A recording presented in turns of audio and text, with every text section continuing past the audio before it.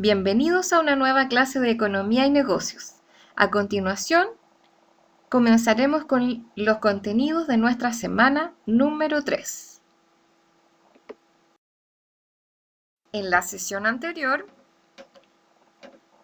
vimos que la FPP o curva de transformación es una representación gráfica que muestra el máximo de combinaciones que una economía puede producir con los recursos que dispone, dados los factores productivos y la tecnología existente. Para poder estudiar la frontera de posibilidades de producción, existe una serie de supuestos que nos permiten el estudio de la producción en una economía.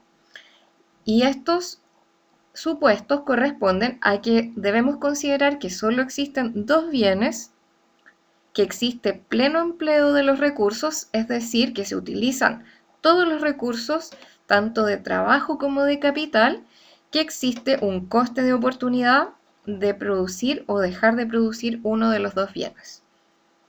Y por último, en nuestra sesión anterior también aprendimos a graficar la frontera de posibilidades de producción y revisamos cómo sería un punto eficiente y un punto ineficiente en nuestra frontera de posibilidades de producción. Como ya adelantábamos, en esta ocasión revisaremos los temas 3 y 4 correspondientes a agentes económicos y sistemas económicos, pues están muy relacionados. Posterior a eso, te invitaré a revisar algún material de profundización para que podamos discutir. Para partir, primero tenemos que comprender cuál es el rol de los agentes económicos. Recordemos que los agentes económicos son una serie de participantes que los denominamos de esa manera, pero que involucra las familias, las empresas y el sector público. Todos ellos, basados en sus decisiones, que toman en torno a sus necesidades, se interrelacionan de acuerdo a la naturaleza de sus funciones y de sus actividades. Y toda esta interrelación se lleva a cabo en lo que llamamos el flujo circular de la renta, que resume la interrelación que tiene cada uno de estos agentes económicos con respecto al ingreso de cada uno. ¿Quiénes son los agentes que componen la economía? Bueno, estos agentes son principalmente las familias, las empresas y el sector público, que ya habíamos conversado previamente, que se interrelacionan. A continuación, pasaremos a revisar cada uno de ellos por separado y en profundidad. El primer agente son las familias, denominadas también economías domésticas. Son las que acuden al mercado a adquirir bienes y servicios para satisfacer sus necesidades. Por esto se denominan también en economía consumidores. Las familias además son propietarias de los factores productivos, como el capital, la tierra y el trabajo, que ofrece a las empresas para poder así obtener recursos necesarios que se transforman en ingresos monetarios, con los cuales podrá acudir al mercado de bienes y servicios, donde podrá adquirir lo necesario para poder satisfacer sus necesidades. Por último, las familias o economías domésticas son básicamente consumidores de bienes y servicios, pero a la vez oferentes de factores productivos. Esta es la primera introducción hacia el relacionamiento de las familias con las empresas. El segundo agente son las empresas. Estas son las entidades encargadas de desarrollar diversidad de actividades productivas con los factores que nos entregan las familias, que son el capital, el trabajo, que adquieren de las familias en un mercado de los factores. Mediante la realización de actividades productivas, entonces producen bienes y servicios que más tarde las familias compran en este mercado de bienes y servicios, que consumen de acuerdo a sus necesidades. Y acá volvemos a tomar en la relación que se produce entre las empresas y la familia, entonces será en el intercambio que se produce entre los factores productivos, por un lado, que entregan las familias a las empresas y las empresas los transforman mediante un proceso productivo o una actividad productiva y que lo devuelve posteriormente a las familias a través de bienes y servicios con los que las familias cubren sus necesidades.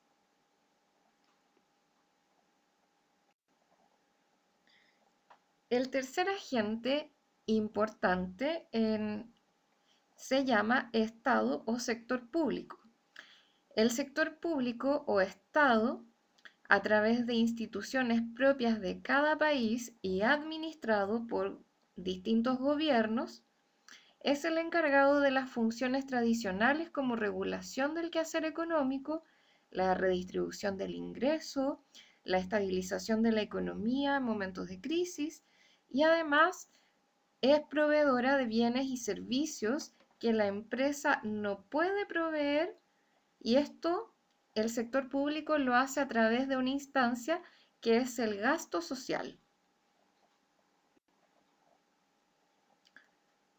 El cuarto agente importante es el sector externo, que está representado principalmente por las importaciones y las exportaciones. Las importaciones se definen como las compras de bienes y servicios que realiza un país o una economía a otro país. Y las exportaciones son todos los bienes y servicios que una economía vende a otro país.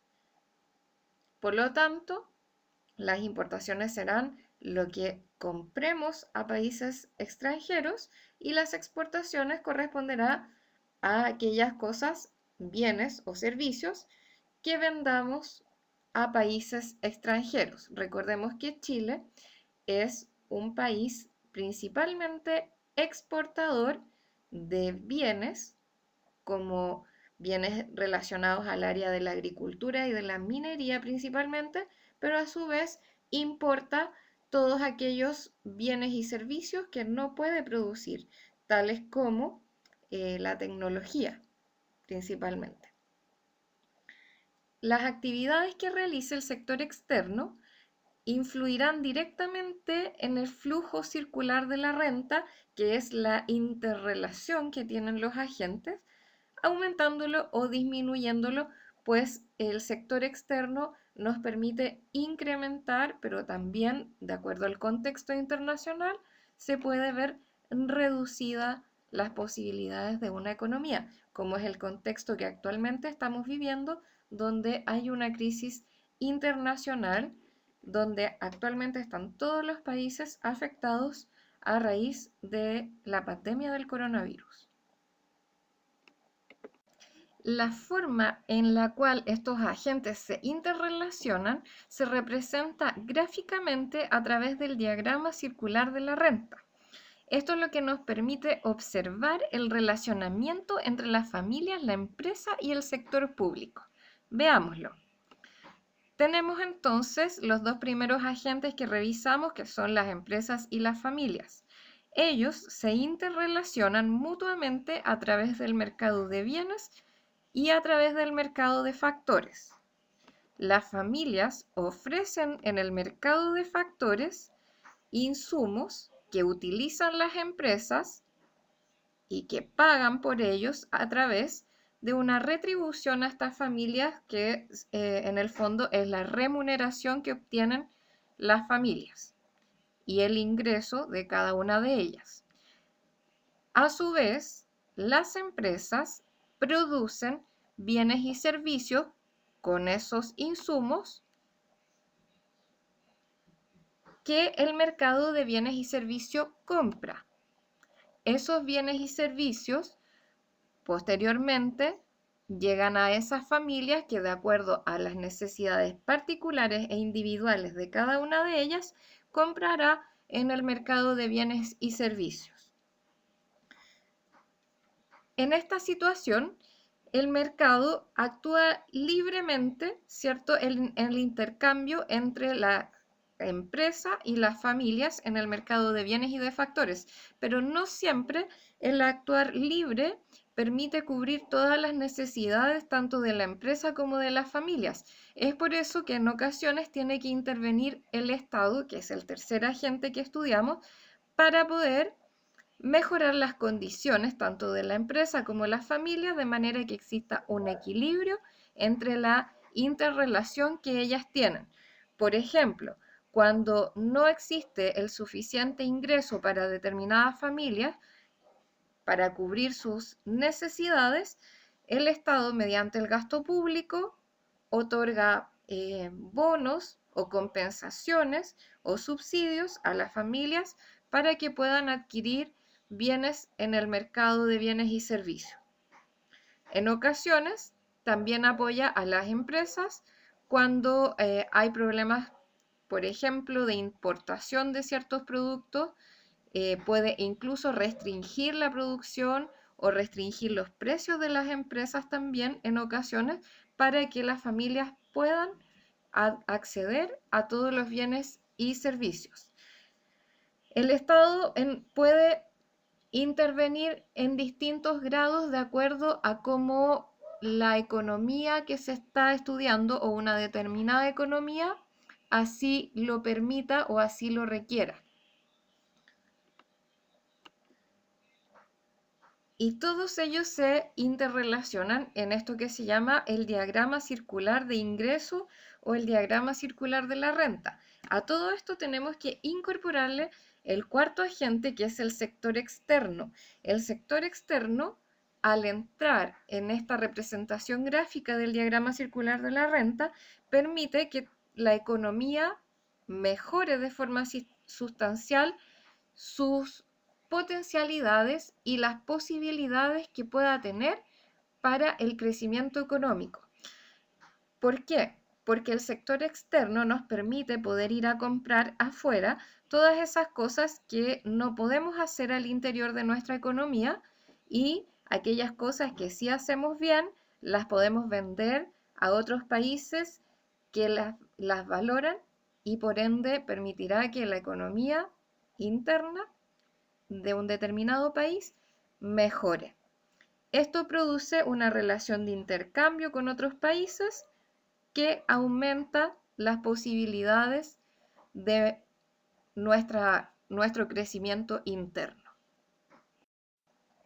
Y por último, todo esto desemboca en lo que se llaman los sistemas económicos, que un sistema económico, recordemos que es lo que una determinada economía determina en cuanto a la intervención que el Estado debe realizar para que funcione el libre mercado en una determinada economía. Recordemos que el problema que debe resolver es qué, cómo y para quién producir. El primer sistema económico dice que se puede llevar a cabo un sistema de libre mercado, es decir, donde los agentes económicos, la familia y las empresas actúan voluntariamente en pro de su beneficio individual. Las empresas maximizarán sus beneficios económicos y las personas o las familias maximizarán sus beneficios en base a sus necesidades. En este caso, el sector público y la acción que puede realizar es mínima. El mercado actúa libremente en la fijación de precios en base a la oferta y demanda de los bienes y servicios. El segundo sistema económico es el sistema de planificación centralizada, o conocido también como socialismo. El sector público, en esta ocasión, toma un rol preponderante e interviene en el mercado. Esto quiere decir que controla los principales sectores de la economía en muchas ocasiones, incluso apoderándose de las empresas. El tercer sistema económico es un sistema mixto o sistema de economía mixto, que es una mezcla libre, de acuerdo a cómo lo determine un determinado país, entre el libre mercado y la planificación centralizada o socialismo, teniendo en cuenta de que el Estado en ocasiones sí debe intervenir, pero de forma controlada, también dejando espacio al libre mercado. Algunas referencias bibliográficas que pueden revisar son Economía de McGraw-Hill, Los principios de economía de Mankey, Principios de economía de Mochón y Economía de Parkin. Muchas gracias por su atención nuevamente. Nos veremos en una nueva clase.